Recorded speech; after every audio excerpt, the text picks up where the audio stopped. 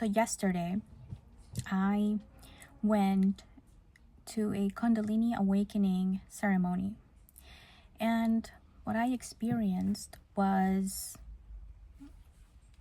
sensations on my hands, tingling in my face, also twitching on my around my mouth, and especially the hands felt heavy and like they were falling asleep, and also like the feeling after they fall asleep. So that was the experiences that I had. It's the first time that I do that. So what I learned is that I have been super focused on mindset and really ignoring completely how to clear energy from my body, because like around the middle of the meditation, I experienced memories, painful memories that had to do with my mom, and drawing parallels about her journey, how I was kind of harsh on her for the same thing that I need softness with right now, or like I would like softness. I would like somebody to show me softness for the struggles that I'm going through. And I also understand that she didn't really show any signs of wanting to get better on her own, so that's what drove me insane. But regardless, I started feeling and crying a lot during my meditation. Oh, I don't know if it's called a meditation. There was nobody speaking. It was mostly people touching me in certain areas to release energy where it felt heavy, and there was music. The whole thing was guided with music. It was powerful. Like I said, I learned how much I neglect that area that of my body that needs to release that trapped energy. I neglect that so much. For the longest time, I wanted to study Reiki, and this just reinforced how Reiki is very, very useful to perform the work that I do, because I don't just need to come with the answers for my clients. I also need to embody that frequency of the answer. And I noticed that about the way that I have been helping people, and how it could be more comprehensive, more expansive when I show up. So this period of transition for me, it's all about that emotional sovereignty, right? That I've explained that it's about emotional sovereignty. That's the journey. I'm becoming emotional sovereign in order for me to be able to embody that for my clients, because I notice that a lot of the times I do get lost a little bit in their own emotion. I notice that sometimes I may project some of my pain or what I'm going through in the way that I read. So this is a recalibration period, and I'm glad that I am fine-tuning what it is exactly that my goal is. What am I becoming? So yeah, I'm becoming emotional sovereign, and I, like I said, realized that less mindset, more embodiment is required right now, because I have so much information in my brain. I know what to say. I know how to help yourself. I know what to tell you. It's just that I also need to embody that truth, because I'm struggling right now, and I have judged myself so much for being a fraud, essentially. How is it that I can tell people how to fix their problems, what to do, but then here I am struggling doing it? And it's because I have this part of my healing that I need to pay attention to, which is embodiment, which is releasing, it has everything to do with releasing the trauma from my body. So that's the work that I have to do right now in order to become emotional sovereign, because that trauma still hijacks me and hijacks my brain, and it doesn't allow for the clarity anymore to channel through me. So I'm going to be paying attention to that, receiving that healing. I learned that today. So yeah, this experience has humbled me further, because it's like another layer of healing, right? Like I have learned in the past to speak my truth, and I have learned how to show up for myself in the way that I did in the past few years. But I also beat myself up too much now because I neglected other areas. And so regaining that balance requires another layer of healing. That is where I'm going through. It doesn't feel good. It is definitely the dark night of the soul. I lost myself. I continue to judge the whole experience as I thought you already knew this. I thought you already came out of this before. And here you are right back where you started, it feels. I mean, that's how it feels, that dark night of the soul.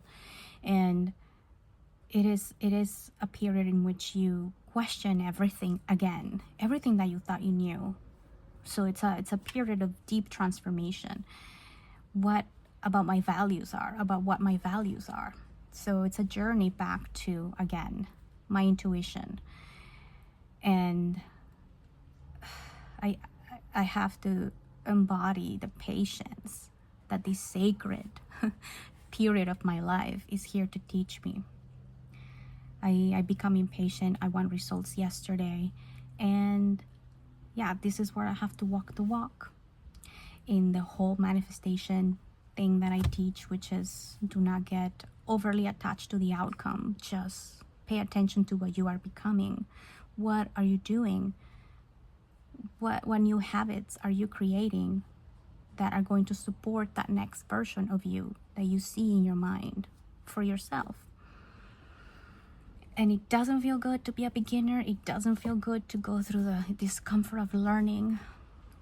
But yeah, it has humbled me to see that I had a lot of knowledge, but not enough embodiment. So I deeply, deeply believe that these low days that I have, those are days that are calling me to integrate. Because the part of the process is that you have very highs when you get the clarity and you find your power, but then it feels like the next day it all goes away. And that's because you are being called to catch up. Your body needs to catch up to that clarity that you gain through embodiment. So it is very, very clear to me that part of integration is embodying the information that you learn. It's not just about learning and consuming more and more and more and more information, which is where a lot of us get stuck. We get stuck learning, but not enough embodiment, action of what we learn. And so we don't refine our process further. It's just we just keep getting more information that keeps giving us the illusion that we are getting somewhere, but we're not, because we're not doing anything with the information that we are learning. So yeah, integration is embodiment. Integration is what you know and how you embody what you know. So that's the process that I'm in, integration. And integration to become more emotionally sovereign, because I don't like getting derailed emotionally, and I'm sure nobody likes it. Imagine how wonderful it would be that you can just really show up in that Christ consciousness that is just rooted in faith and knowing, right? It's wonderful, but it does have a cost. And the cost is what I'm paying right now, like an extensive training that we have to go through. It's a lifestyle. That's why they say manifestation is a lifestyle. I drew the parallel recently with it being like starting a weight loss journey. I have done that. I have started the journey in which I get back in shape, and it was really hard at first. The more you let yourself go, the harder it is. And you recognize that along the way you're gonna feel so low because all you want is that cookie. It's that cookie, right? A piece of cake or something, and you know that you can have it. You are doing that sacrifice for the long gain, and that is exactly the parallel I can draw here. I let myself go 45 years without taking responsibility of this aspect of my life, that now it's here to be integrated. It's just, there's no other way. There's no other way. So it's like telling me to buckle up and do it. And like I told you in the other video, I don't know when, like yesterday maybe, about me needing that, you know, that cookie in this process, being I need someone to comfort me right now because of all the work that I'm doing, and I'm not seeing results yet, and I just wanted some sort of validation, some sort of love thrown my way, and nobody was available to do it, so I had to do it for myself. And that's part of the workout that I have to do mentally, the workout that I have to do.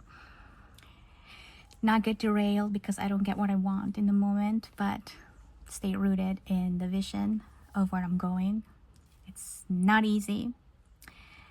I am in the thick of it, but I am trusting that this is going to be the very thing that transforms me one day. I one day am going to be in shape, and stay tuned to see how long that takes for me. And I hope that you share, if you are on the same journey, share what's going on for you, what's showing up for you, and how you are dealing with it. How do you maintain your faith in your vision? All right, thanks for watching. See you in the next video.